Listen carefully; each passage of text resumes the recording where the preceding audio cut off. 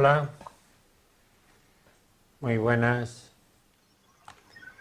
Bien, la trama bronquial va desde la tráquea que está aquí, son 9 cartílagos, y los bronquios y los bronquiolos, que es una ramificación más pequeña que en esta imagen no se ve. Estos son los dos bronquios, los hilos bronquiales que entran en los pulmones, y luego hay una ramificación más pequeña que son los bronquios, y más pequeña aún de tamaño milimétrico que son los bronquiolos, y luego deriva en los alveolos, que eso ya es pulmón. La trama bronquial, el árbol bronquial, comprende la tráquea, los bronquios y los bronquiolos. La función de todos estos conductos son el transporte del aire hacia adentro y de las impurezas hacia afuera. Hacia adentro es aire que contiene el oxígeno, hacia afuera es todo tóxico. Entra vida, sale muerte. Siempre hablamos en contextos literal y simbólico, por eso lo planteo así. Oxígeno, anhídrido carbónico, vida, muerte. Bien, vamos a hacer, antes de continuar, un pequeño ejercicio mental. Cerrar los ojos. No vamos a integrar ni a meditar, simplemente cierra los ojos y observa el espacio en el que te encuentras. Mentalmente, llámalo por su nombre. Estoy a todo lo que yo te vaya a ir guiando ahora. Observa este espacio dentro de la casa, y esa casa, si es alquilada, si es propia, llámala por su nombre. José Manuel, ponte de pie, con los ojos cerrados. Imagina, si trabajas, cuando vas al trabajo, el camino al trabajo.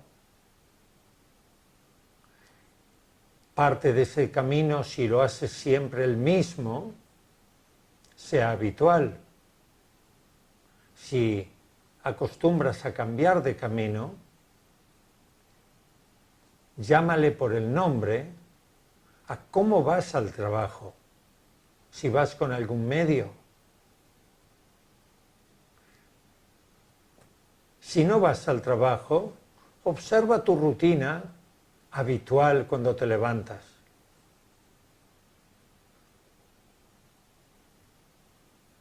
¿Y qué haces después? Por ejemplo, ¿qué has hecho hoy o ayer o antes de ayer? En tu entorno laboral, observa el espacio en el que te mueves. Llámalo por su nombre a ese espacio. Quizás tengas un sitio donde cambiarte de ropa si utilizas otra ropa. Quizás tengas un sitio donde dejar material con el cual trabajas.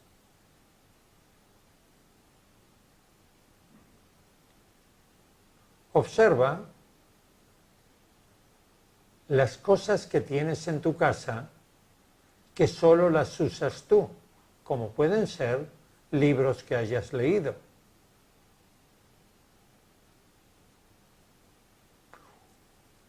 O la ropa que vistes, que solo la usas tú.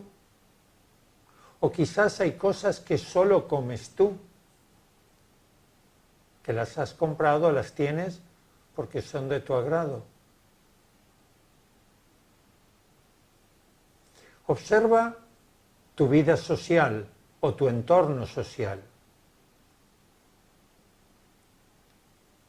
Si vives en pareja es probable que hayan amigos en común. No obstante, pon la atención en aquellos que no son en común y llámalos por su nombre. No el nombre propio que tienen, sino cómo tú los percibes a cada uno. Y obsérvate en ese entorno social con tal o cual persona. Obsérvate en tu vida familiar, tu posición dentro de la familia, ya sea la familia que has creado con tu pareja, hijos, o la familia nuclear de la cual provienes. Vuelve aquí abriendo los ojos.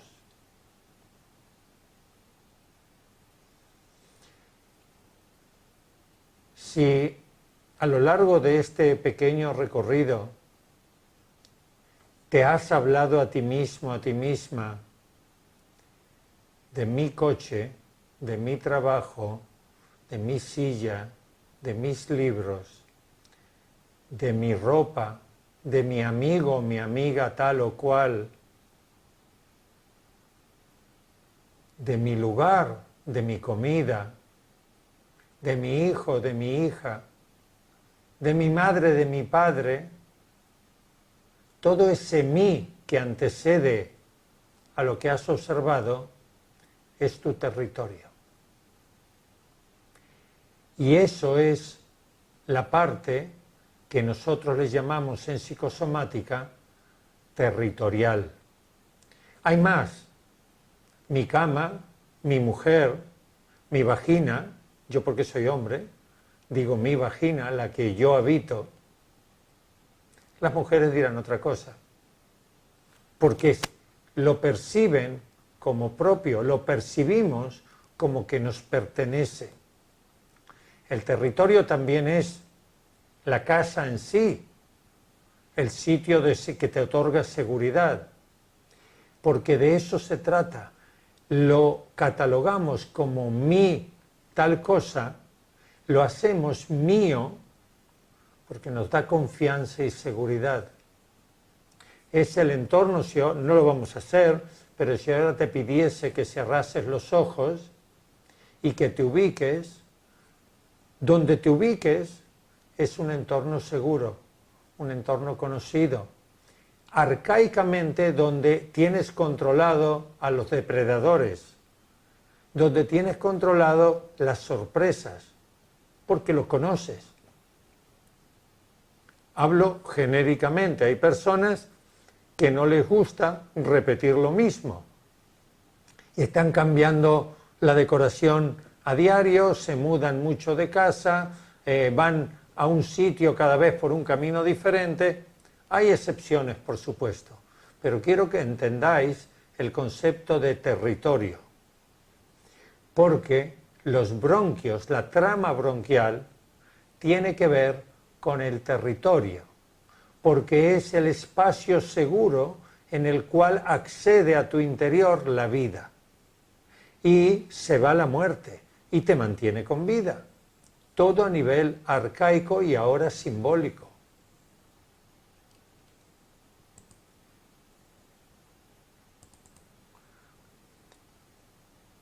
Los bronquios, la trama bronquial, que son conductos, en este caso es mi territorio aéreo o, como pone a continuación, mi espacio vital, personal, el que tiene que ver conmigo, no el que tiene que ver con mi familia, el que tiene que ver literalmente conmigo.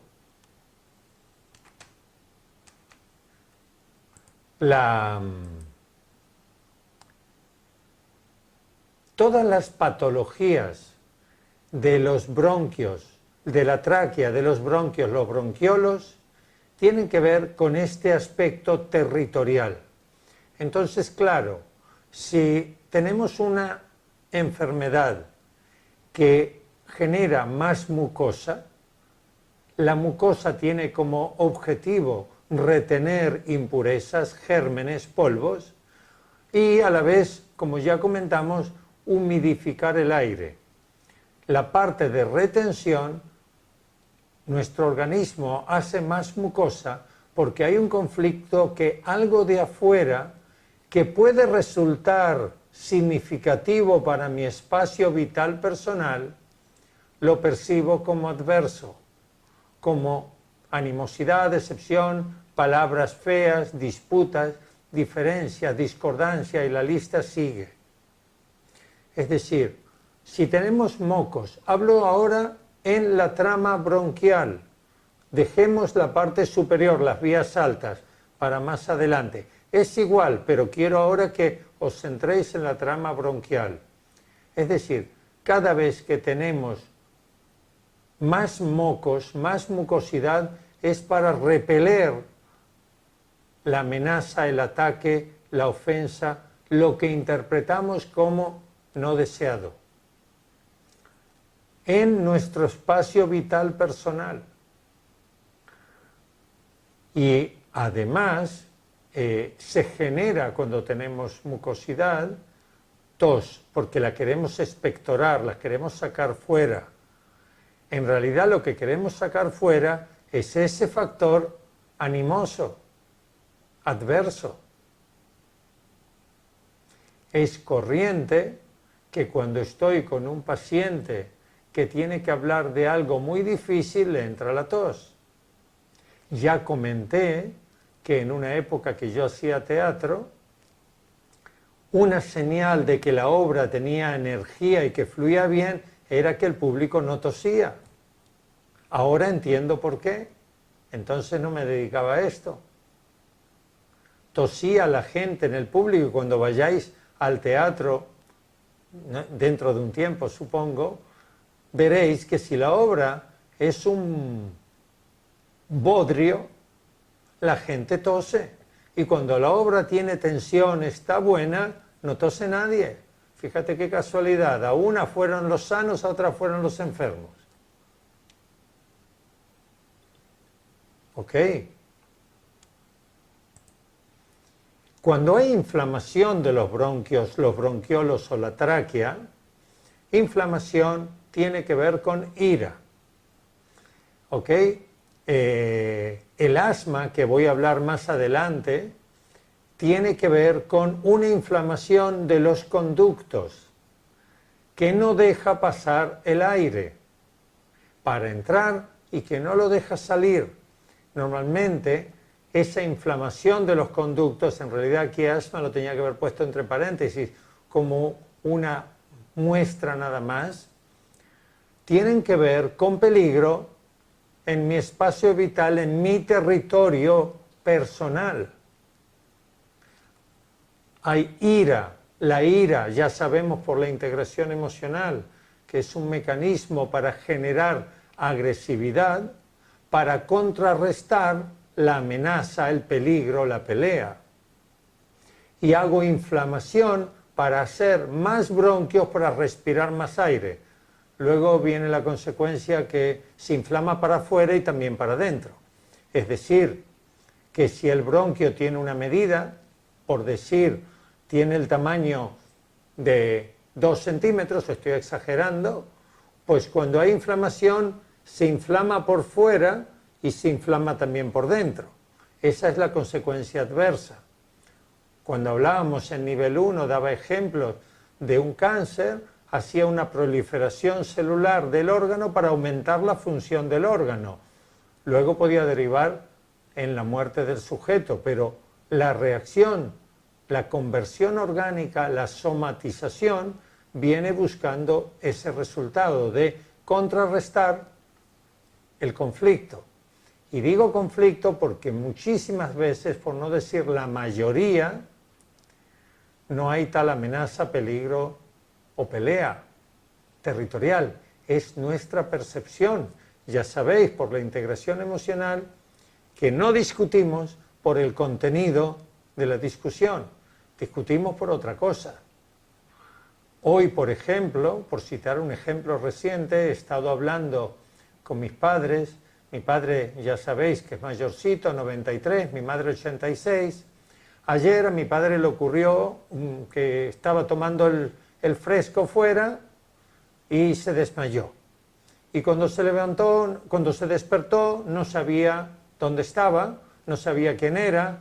Los paramédicos que vinieron a atenderles, él pensó que eran ladrones y salió corriendo, sin bastón, sin nada, y lo sujetaban y todo un lío.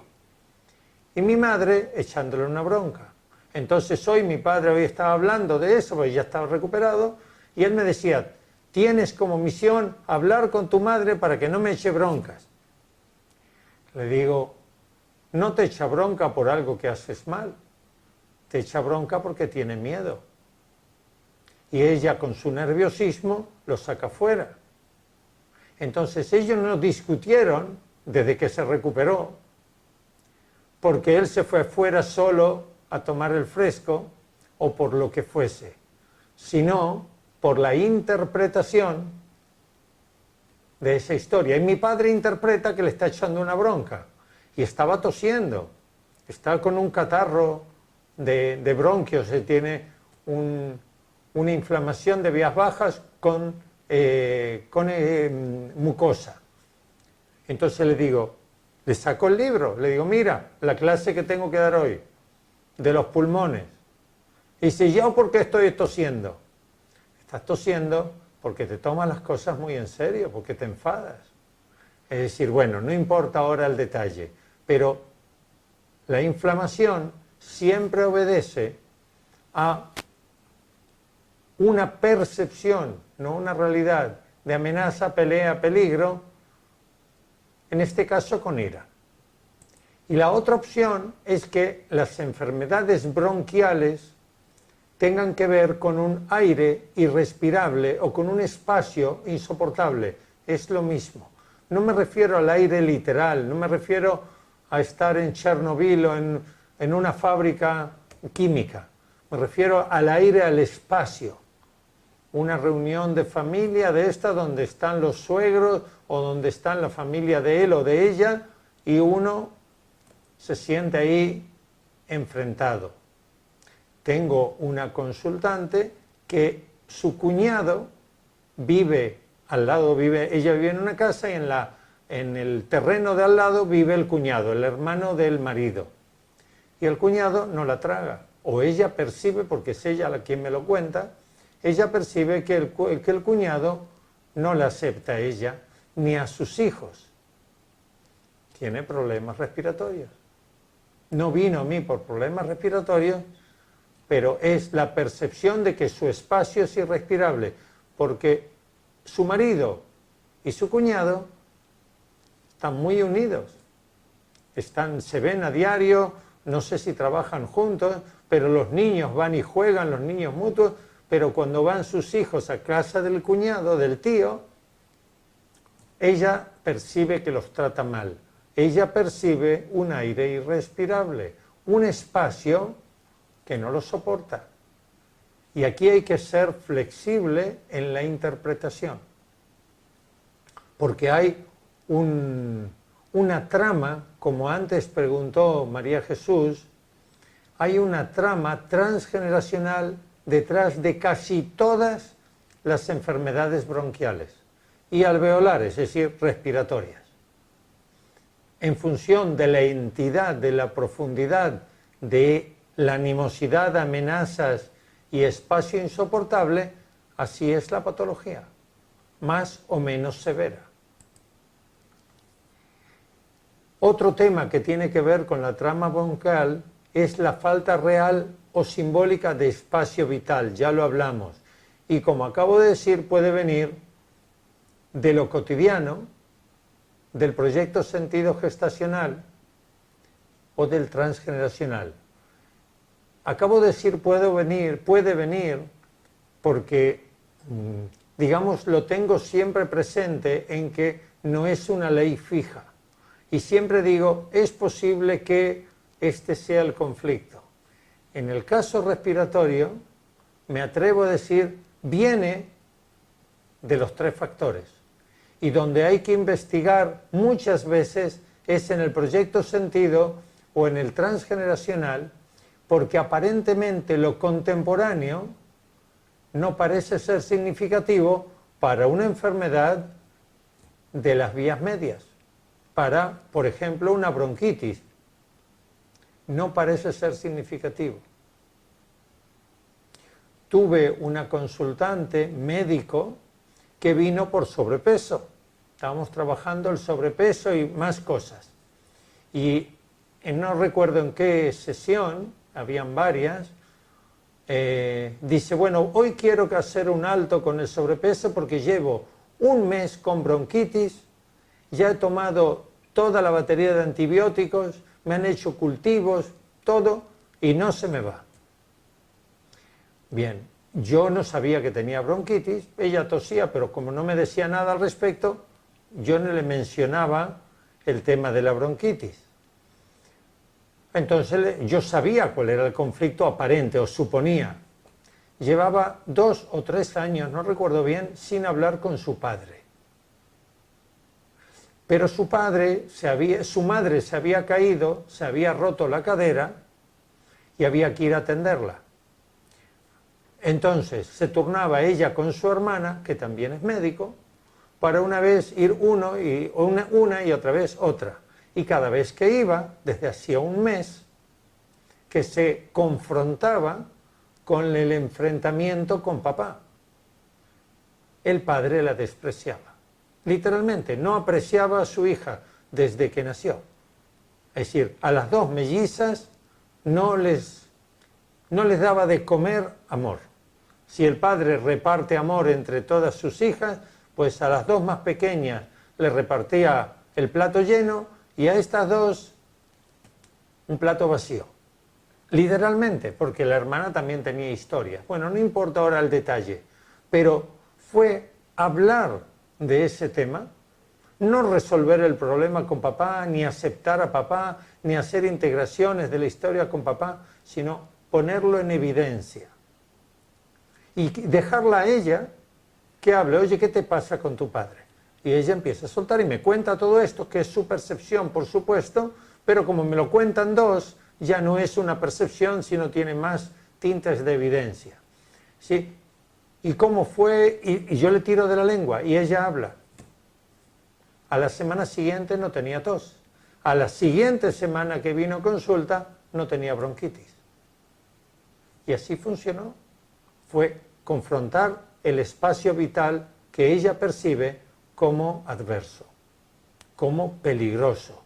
Ella iba a casa de los padres a atender a su madre y se sentía en amenaza.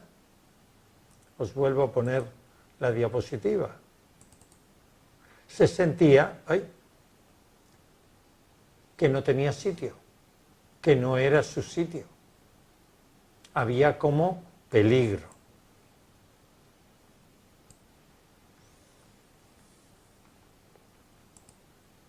Perdón, le he dado para atrás. Hay que tomar en cuenta, fijaros, territorio. Estamos hablando trama bronquial, territorio. Territorio, todos los conflictos de territorio son conflictos masculinos, aunque lo viva una mujer, por supuesto.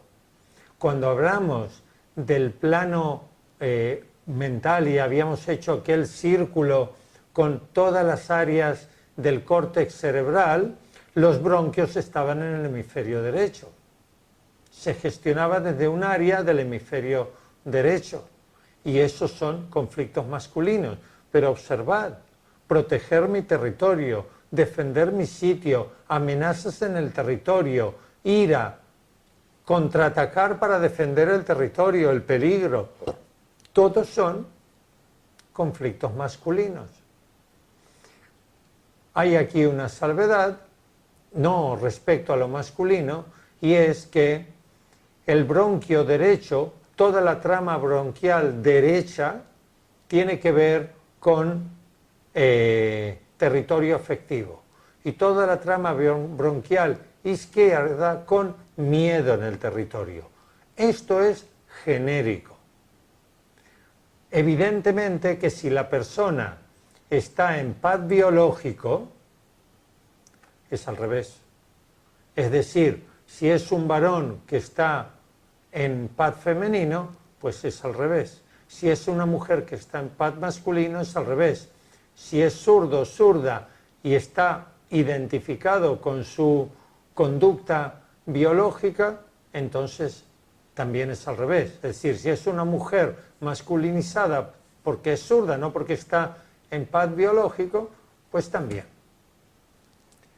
Una bronquitis, como ya lo vengo comentando, es una inflamación de los bronquios, es decir, desde debajo de la tráquea hasta la entrada a los pulmones. Se trata de hacer más grande el conducto por el cual entra la vida con un contenido de ira para contraatacar esa amenaza en ese espacio vital que en este caso está conflictivo.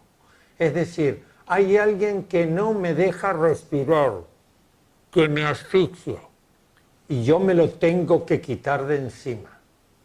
Y esa manera de quitarlo es con la ira, con la rabia, con la energía. Y eso lleva a peleas, discusiones y todo lo que pone aquí. Para que lo recordéis, broncas. Bronquiolitis es una inflamación de los bronquiolos. Los bronquiolos son los conductos que llevan el aire a los alveolos, entre los bronquios y los alveolos. Es decir, entre los bronquios y el pulmón. En el caso de niños, estamos hablando de... ¿Por qué? Porque la mayoría de las bronquiolitis le afectan a los niños pequeños, tiene que ver con la necesidad de protección que ellos tienen. Es decir, la necesidad de protección que tiene un niño viene de mamá y viene de papá. Cuando hay una bronquiolitis, puede tener que ver con separación de papá y mamá. Aquí se le llama miedo a la separación y esto puede tener que ver con niños y padres, o mejor dicho, con padres que tienen hijos pequeños y sufren los niños la separación cuando van a trabajar, cuando los dejan en el colegio, cuando los dejan en la guardería, etc. Recuerdo que cuando mi hijo mayor tenía 3 años, yo me tuve que ir a Suiza a hacer una formación. Era un viaje que duraba aproximadamente 5 o 7 días y él vino a nuestra cama, entonces no tenía el segundo, y cuando yo me levanté y me empecé a despedir, él percibió, no entendía nada evidentemente, que yo me iba y se puso a llorar como nunca en la vida.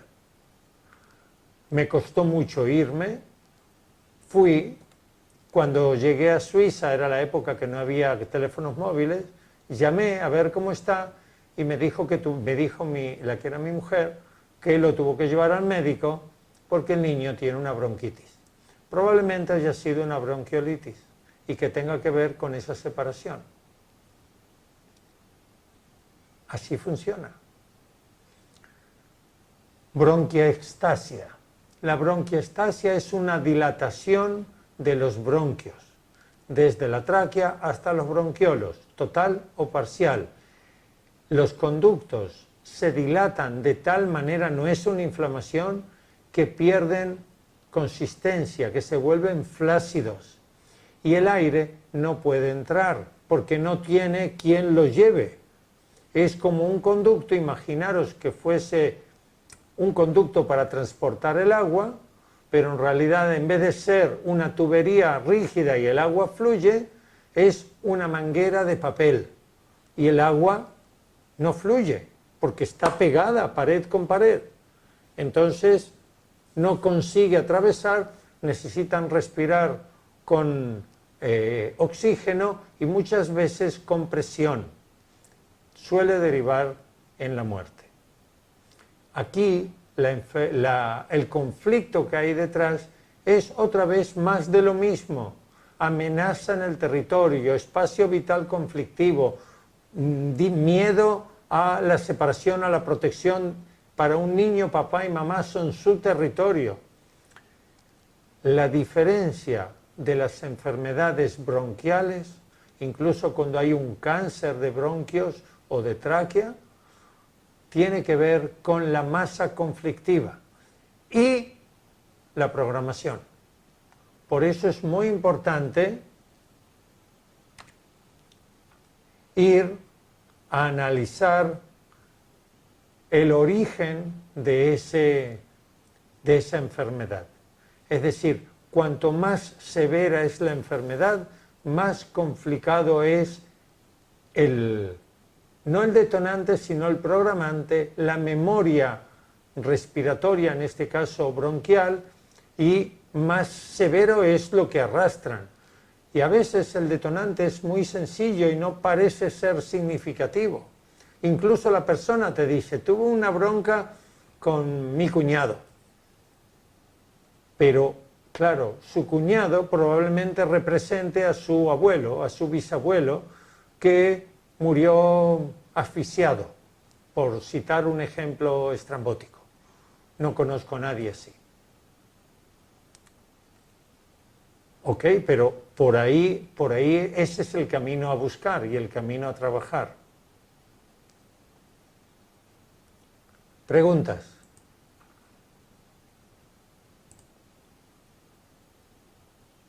Adriana, antes querías comentar algo antes de desconectarte. Gracias, sí.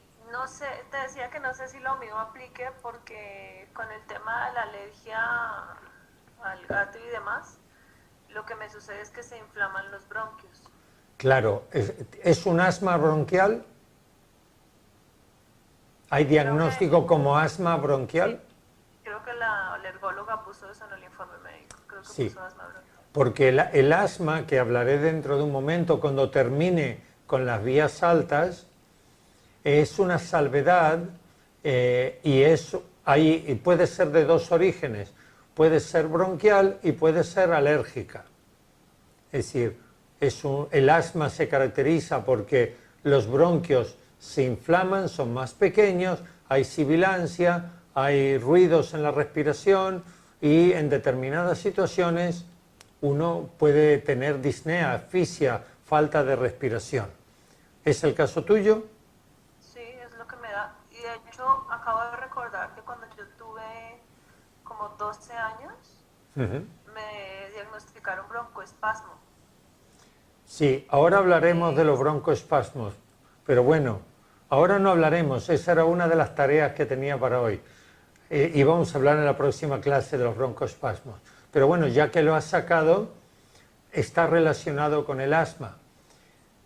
Desde la decodificación emocional, para mí no cabe duda de que tanto los broncoespasmos como el asma, ya sea bronquial o ya sea alérgica, tiene que ver con factores psicosomáticos, con factores mentales o emocionales. En este caso viene a ser lo mismo. Es decir, el broncoespasmo es cuando una persona hace ejercicio y se asfixia, no puede respirar. Yo comenté en el nivel 1 la enfermedad de una persona que cuando era pequeñita se asfixiaba, siendo bebé. En España eso se le llama garrotillo, pero un médico la había diagnosticado como falso Krupp. La enfermedad del Krupp es en niños que cuando respiran tienen una deficiencia en que la cantidad de anhídrido carbónico que se queda en sangre y que provoca la siguiente contracción pulmonar, en ellos es menor de la requerida. Entonces, cuando se agitan, cada vez en vez de respirar más, respiran menos y se asfixian. Y esta niña se ponía azul, las manos azules, las extremidades azules, cianosis, y se asfixiaba. Se curó, os recuerdo la historia, porque el médico le dijo, y era una mentira, que la tiene que llevar a la montaña. Lo que necesitaba era estar con mamá. La madre trabajaba 20 horas diarias y el padre estaba en la cárcel. Cuando estuvo 2 semanas con la madre en la montaña, se curó. Era una manera de reclamar la protección, la no separación. El asma, cuando ocurre en niños pequeños, tiene el mismo sentido psicosomático, el mismo sentido conflictual. El broncoespasmo, exactamente lo mismo. habría que ver cuál era el conflicto que tú vivías, Adriana, en la pubertad, con 12 años, porque eso empezó antes, no empezó a los 12, no te pasó la primera vez a los 12 años, ¿verdad? Sí, fue a los 12 la primera vez. La primera vez. ¿Y cuándo te has desarrollado? A los 14. Más tarde. Ok. Y en aquella época vivías, supongo que en Colombia, en tu país, Sí, ¿sí? en casa de mis padres. ¿Y había alguna situación en aquella época con 12 años que amenazaba vida, muerte tuya o de alguno de los miembros de tu familia? Pues yo lo que recuerdo era que discutía mucho con mi papá y estaba como mucho en pelea con él porque era muy celoso. Entonces yo vivía en constante desacuerdo porque me molestaba que celara a mi mamá ¿Eras celoso con tu madre o eras celoso contigo? o con mi mamá. Nosotros fuimos creciendo y trató como de obviamente sobreprotegernos siempre, entonces me imagino que eso era una ola que se extendía a Vale. nosotros, porque ¿Y, era mucho control. ¿y esto tiene un contexto de vida-muerte? ¿Le pegaba a tu madre? No, no había violencia física, pero era, o sea, eran discusiones siempre por lo mismo, o sea, por celos, porque se iba, porque no llegaba, porque se demoraba, y eso a mí me mortificaba mucho. Y de hecho yo fui la única que sufrí de eso. Tengo una hermana mayor y una menor y solo era yo la que... ¿Y tú asocias este broncoespasmo, este no respiro, con eso? Sí, porque yo creo, yo siempre sentí que me quería ir de la casa, o sea, que no quería estar ahí. Ok. De hecho, fue lo que hice, me fui. ¿Y O cuándo sea, empezó el asma? ¿El asma ¿cuál? alérgico?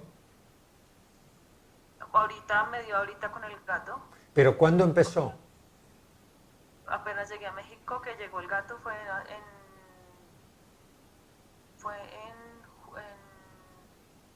¿qué fue? ¿Fue en esta avenida México o en la primera? Lo que pasa es que cuando yo me vine a México la primera vez, adopté un gatico para mi hija y esa fue la primera vez que me dio así fuerte con bronquios. Vale, ¿qué edad tenías tú? Tenía 34 años, 35, ¿Y ahora cuánto tienes? 41. Vale, hace 6 años. ¿Y cuando tú has venido a México, qué? Pero acuérdate que cuando fui a Colombia ese año y medio, que yo viví con ese gato 10 años, se me inflamó un pulmón. Sí, pero dejemos el gato de momento. Es decir, yo sé que el detonante es el gato, tu alergia es a los gatos, ¿ok? Y encima traes un gato a casa, pero bueno, cada loco con su tema, ¿sí? Pero lo que yo quiero que tú evidencies o busques es el conflicto que el gato detona. El gato no es el problema, ni los pelos del gato, ni el olor del gato, ni la orina del gato. Es la asociación. Y la asociación, cuando hablamos de bronquios, hablamos de discusión, de pelea. Y acabas de mencionar la discusión y pelea de tus padres. Cuando te has venido a México hace 6 años, ¿has venido con tus padres o con tu marido? No, bueno, o sea, Sola, me vine sola a vivir con mi esposo. con tu esposo. Ok. ¿Y habían discusiones con tu esposo? No con mi esposo, pero sí sentía conflicto con su familia. Conflicto no es lo mismo que discusiones, que broncas. Que tú no estés a gusto con tu familia política no es razón para un asma bronquial. Es decir, lo que sí es posible es que tus broncoespasmos, como acabas de evidenciar, puedan tener que ver con las broncas, las peleas que habían entre tus padres, que tú acabas de acusar a papá. Es decir, acabas de decir, es que él era muy celoso, y lo que puede tener que ver es que alguien de la familia de tu marido, de tu esposo, tenga que ver con papá y te active la historia con papá. O bien que tu esposo sea muy paternal, o bien que tu suegro esté vinculado con tu padre. Mira el árbol genealógico de Miguel. Sí, Miguel se llama tu esposo, ¿no? Miguel. Ok. Porque estamos aquí en la asociación y por supuesto que habría que buscar en tu árbol genealógico las memorias de broncas. Es decir, con quién estás vinculada en tu árbol y cuál fue el trauma o el drama de su vida. ¿Quién se ofrece voluntario a hacer este trabajo con Adriana? Talia. Pues contactar entre vosotras, le pasas el árbol genealógico. Tú lo miras también, Adriana, pero a veces el ojo no se ve a sí mismo. Por eso estoy buscando a alguien de afuera. Sí, no, sí. Ok, contactáis entre vosotros, lo trabajáis las veces que consideréis y ya después nos cuentas, Talia, nos cuentas, Adriana. ¿Ok? Gracias, Roberto. Gracias a ti. Sí. ¿Alguien más quiere comentar algo, compartir algo? Así, tal, grabación. Adelante. Sí.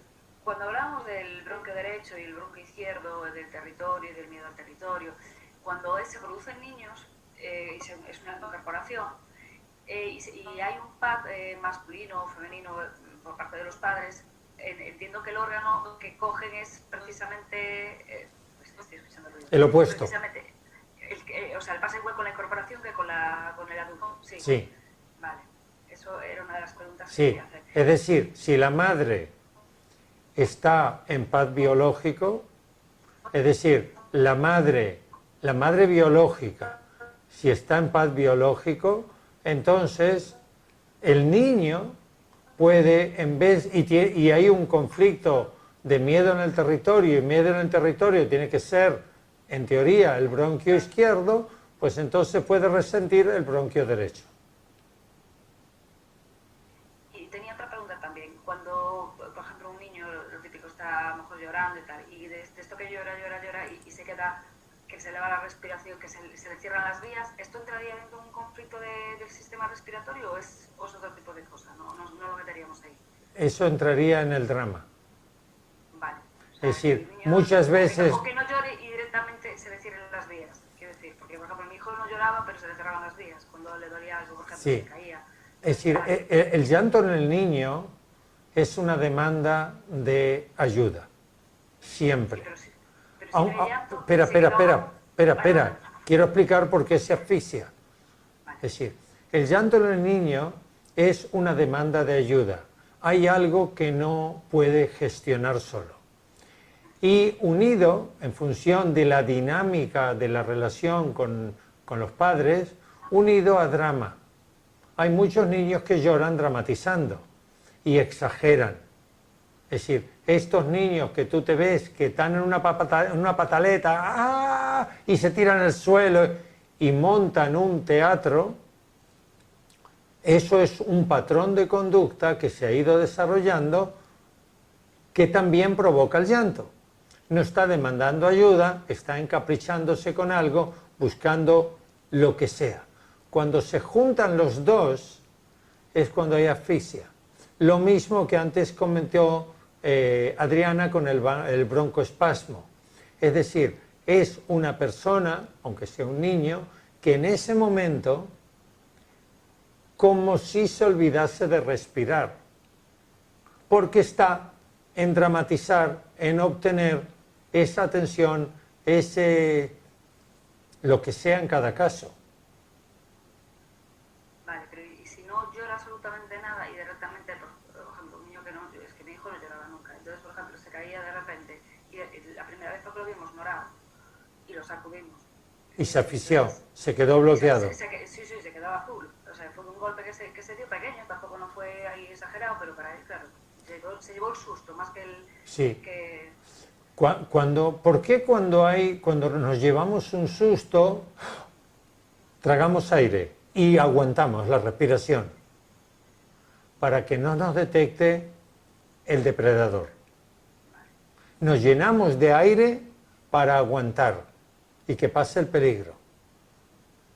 Entonces, esa reacción es la reacción instintiva que tienen los niños pequeños en un caso como acabas de contar. Vale, esto me cuadra más a una incorporación, porque yo soy bastante callada. Bueno, depende cada caso, claro, tú lo conoces. ¿Le ha pasado varias veces a tu hijo eso de quedarse...? Cuando era pequeño lo teníamos avisado en la guardería, porque como nos sucedía a nosotros en casa, pues avisamos y algunas veces tiene pasado también. Pero vale, y ahora decodifica esa característica. Claro, yo entiendo que tiene que ver conmigo. ¿Contigo o con tu pareja? Con otra persona, sí, claro. Puede ser, sí, que tiene que ver con esto de no sacar para afuera, de no decir, de a lo mejor callarse las cosas. ¿A qué le tenía miedo tu hijo? ¿Cuál era el peligro? Pues no lo sé, la verdad. Bueno, búscalo. Búscalo porque... En mi caso yo sí que podría decir que tiene que ver conmigo. No, lo que estoy preguntando es a qué le tenía miedo tu hijo, a qué incorporaba, es decir, ¿cuál era el miedo tuyo que tu hijo somatizaba? Pero yo, exactamente, yo cuando era pequeña no podía, en mi casa no podíamos, no éramos unos niños que pudiéramos llorar, o sea, si hacíamos mucho jaleo, pues sobre todo mi padre se enfadaba bastante. Bueno, yo creo que el tema del silencio tiene que ver claro, con eso de la presa.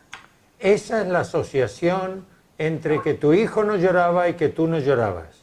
Estamos hablando de a qué le tenía miedo tu hijo cuando era pequeño, es decir, que incorporaba. ¿Qué miedo tenías tú que él incorporaba cuando se llevaba un susto, una sorpresa y se quedaba que no respiraba? Yo creo que el no ver quién lo atacaba o qué era lo que le estaba pasando. No es él, eres tú. Sí, claro, seguro. Ese miedo se llama miedo cerval. Miedo cerval o pavor no es simplemente un susto. Es un susto de muerte. Entonces, revisa, ¿qué edad tiene él ahora? Él ahora tiene 6. 6. Pues revisa si, y ya no lo hace más. No, le cuesta, lo que hace es, si empieza a llorar, porque le duele algo mucho, pero incluso le hieres el orgullo o lo que sea, se queda también en ella, te hace así. Te hace así porque no respira, no tal. Pero yo me he dado cuenta de una cosa, yo de pequeña tenía unos sueños que... Espera, tú te vas por... No, para, no quiero que te escapes. No, es decir, ahora hablaremos de eso de pequeña, te dejo. Pero estamos en el miedo que tienes tú. Tú tienes algún tipo de miedo cerval desde que nació tu hijo, probablemente de antes, pero obsérvalo desde que nació tu hijo y que hay un pequeño residuo.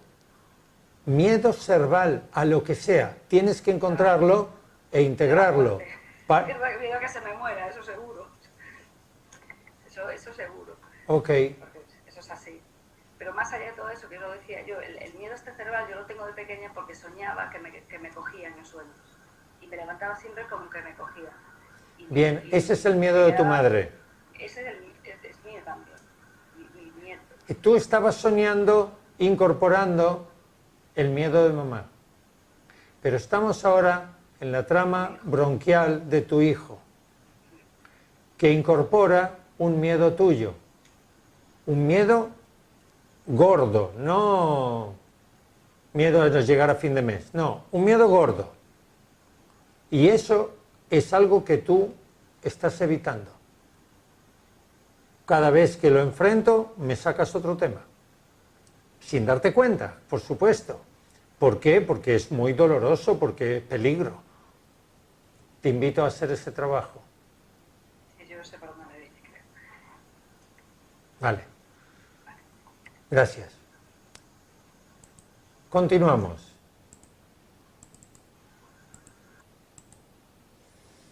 Trama laríngea. La trama laríngea va desde la tráquea hacia arriba, no incluida la tráquea. Es decir, la laringe, que está aquí, la faringe, la cavidad bucal, y la nariz, las fosas nasales. Toda esta parte rosa que está aquí es la trama laríngea. Y la función de la trama laríngea son dos: la fonación, hablar, comunicar, y la orientación, es decir, si lo que entra se va a los pulmones o se va al esófago, al estómago, si lo manda para la tráquea o lo manda para el esófago. Y para eso está la epiglotis, que está aquí. Es una membrana que funciona de manera automática y distribuye, no tenemos control sobre la epiglotis, y distribuye el alimento al estómago o el aire a los pulmones. Cuando, por la razón que sea, el alimento se va al otro lado, nos asfixiamos. Y hay que hacer esta maniobra de que alguien por detrás junta los puños en el diafragma y presiona fuertemente para que haya una expulsión de aire repentina y expulse la aceituna, el hueso, el cacahuete, lo que sea, porque nos podemos literalmente morir porque no entra el aire. Depende de la obstrucción. La trama laríngea tiene estas dos funciones, y en el orden de estas dos funciones hay que buscar el conflicto. Por supuesto que en este caso son conflictos femeninos, porque la comunicación, la verbalización es femenino, aparte que está en el hemisferio izquierdo, y también el hemisferio izquierdo gestiona el sistema digestivo, y en este caso, bueno, la epiglotis parece ser que también. No tengo certeza al respecto. Lo estuve buscando, pero no lo encontré. En general, hasta ahora, resumiendo, y voy desde lo más severo, que son los alveolos, los pulmones, a lo menos severo, que es la trama laríngea, la trama alveolar. El oxígeno es indispensable para vivir. Los conflictos tienen que ver con sobrevivir. La trama bronquial es el abastecimiento, los conductos, y tiene que ver con nuestro espacio vital. Y la trama laringe es la distribución y la fonación, y tiene que ver con miedos en el territorio. El territorio es la trama bronquial, pero es la distribución y los miedos a dónde tiene que ir, en este caso, el aire. Estamos hablando del sistema respiratorio. Enfermedades de vías altas, pues las tres son las mismas. La diferencia principal, aquí hay que meter también todo lo que tiene que ver ahora con el corona, está en el peso ¿cómo le llamábamos? La entidad conflictiva, el peso de la masa conflictiva. La diferencia entre un catarro y una gripe es que el catarro tiene que ver con diferentes tipos de virus que activan la mucosa y la inflamación de las vías respiratorias, y la gripe tiene que ver con el virus influenza, que es uno en concreto. Pero es lo mismo, aunque le llamamos diferente, enfado porque hay una invasión, intrusión porque hay una invasión territorial, disputa territorio, invasión territorial, es lo mismo. La diferencia está en el peso, en la cantidad. Lo que se está inflamando aquí son las vías altas, es decir, la laringe, la faringe, la cavidad nasal, la irritación, la mucosidad está en las vías altas.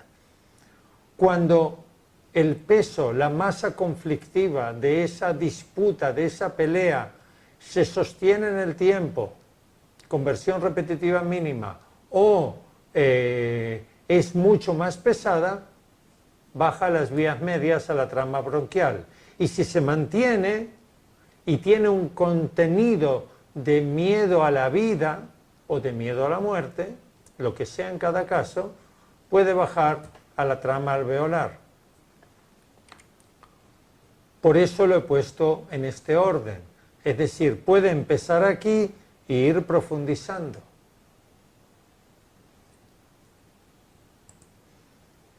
En realidad, todas las enfermedades respiratorias, casi todas las enfermedades respiratorias que tienen que ver con inflamación y con mucosidad, tienen que ver con peligro en el territorio.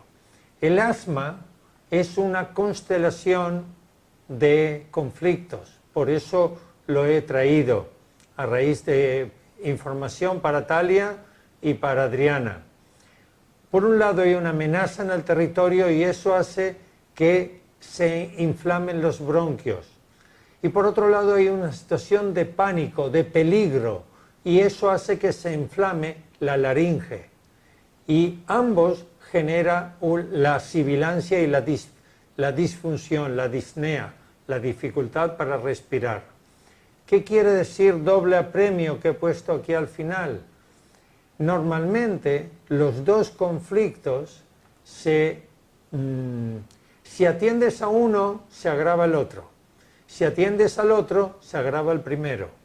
Es decir, si hablamos de lo que contabas, Adriana, cuando has venido a México por primera vez y supuestamente, porque todavía no está descodificado, la primera teoría es que algo con tu familia política, la familia de tu esposo, activaba tus miedos de infancia en la disputa de tus padres, las peleas de tu padre, era de que tú no aprobabas los celos de papá, por eso te hice lo del dedito, tú no aprobabas los celos de papá, pero no podías dejar a papá.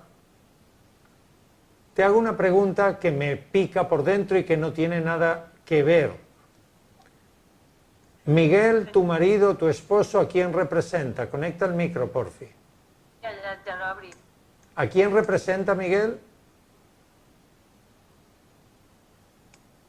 No sé, a mi papá. No lo sé. Tienes tú el árbol genealógico. ¿Cómo se llama tu padre? Álvaro. Vale. ¿Cuándo nació Miguel? ¿Cuándo nació tu padre? Miguel nació el 19 de diciembre del 79. Mi papá nació el 19 de septiembre del 56. ¡Bingo! Fecha de concepción. Ahí tienes. Tú estás enamorada de papá. Conflicto de Electra. Por eso has elegido a Miguel. Cuando papá estaba celosa de mamá, no podías decirle, papá, te estás equivocando, porque lo amabas, porque era tu referencia, porque era el macho alfa. Y por otro lado, no te gustaba toda esa tensión porque tu ídolo, que era mamá, el ejemplo a seguir, sufría o la amenazaba. Amenaza en el territorio, más pánico de perder al amor de tu vida, papá. Lo siento, Talia, te he quitado el trabajo. Por algo te picaba la lengua, tenías que decir. Gracias, Raúl. Bien, por último, quiero resumir, sé que llevamos ya un buen rato, pero quiero resumir esto, porque es un tema aparte, está en el sistema respiratorio, pero no está en ninguna trama y tiene que ver con las pleuras. Las pleuras son dos membranas, estas que se ven aquí, rojo y amarillo, que rodean los pulmones. La membrana interior está en contacto con el pulmón, la membrana exterior está en contacto con la cavidad torácica y entre medio fluye un líquido, el líquido pleural. Si las pleuras tienen como función la protección de los pulmones, que cuando el pulmón se expande y se contrae, no tenga rozamiento con la cavidad torácica y se dañe. Y esa es la función de la pleura, la protección. Si el pulmón es vida, la pleura es la protección de la vida. Consecuentemente, todas las enfermedades pleurales tienen que ver con la protección de la vida. Y por encima hay una pleuresía, que es la inflamación de las pleuras. Hay aquí un contenido de ira frente a la protección de la vida. Puede ser la protección de mis hijos, es mi vida, mi descendencia, puede ser mi propia vida. Un derrame pleural, que eso indica que hay más líquido de la cuenta entre ambas pleuras. Un neumotórax, es decir, que hay aire entre ambas pleuras. El aire puede venir de adentro de los pulmones o puede venir del exterior. O un hemotórax, que hay sangre entre ambas pleuras. Estoy hoy con la lengua que no me obedece al 100%. Entonces, cuando hay más de algo, hay, en teoría, más necesidad de ese algo. ¿Cuál sería, en teoría, sin ir a buscar al diccionario, la razón de un derrame pleural? ¿Por qué en la pleura hay más líquido de la cuenta? ¿Qué es lo que uno busca inconscientemente de proteger? Sobrevivir, resguardar la vida. ¿Sobrevivir y por qué más líquido?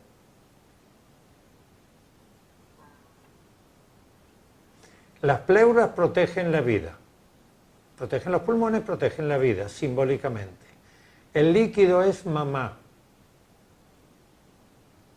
Aumento el líquido buscando la protección de mamá frente a un conflicto de supervivencia, de peligro. Bien, un neumotórax, más aire. ¿Qué significa? En teoría, claro. Goyo, ¿qué es el aire? Estás muy calladito hoy. El aire es comunicación, ¿no? El aire es comunicación en integración emocional, pero en psicosomática, Papá. ¿qué es el aire? Papá, ¿Por qué papá? como la abuela mamá. No. Que eran conflictos masculinos, ¿no? Los que eran relacionados con las más bajas. Perdón, no te escuché bien, Adriana, repite. Perdón, Goyo. No, que estaba pensando en comunicación, como dijo... Adelante, Adriana. Que dijiste que las vías respiratorias bajas eran conflictos masculinos. Sí. Entonces me imagino que evidentemente pues tiene que ver con papá.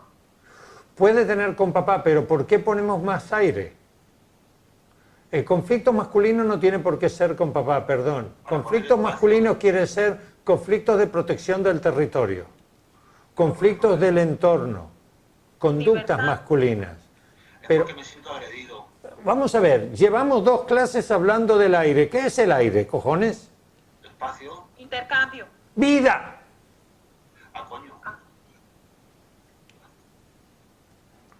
Entonces, si necesitamos meter más aire en la protección de la vida, necesitamos más vida para protegernos, más aire, más oxígeno, Joder, es verdad. en teoría. ¿Y sangre cuando hay un hemotórax? La familia. Exactamente. Necesitamos proteger la vida con la familia. Hay un conflicto con la familia de desprotección de la vida. Dejarle a mi hijo pequeñito al cuidado de mi suegra, de mi madre, y no sentirme seguro, por ejemplo. Y no tener otra alternativa, porque no tener con quién dejarlo. Bien, tarea para esta semana. Un momento, porque sí, tenéis que cada uno, es decir, vamos a suponer que sois una pareja de A y B. A tiene que investigar enfermedad del mediastino. Lo escribo. Perdón, estoy escribiéndolo mal. La enfermedad es el neumomediastino. Y B tiene que estudiar el mesotelioma. No vienen en el diccionario, por eso las he elegido. Entonces, como acabamos ahora de hacer con el tema pleural, buscar la lógica del síntoma.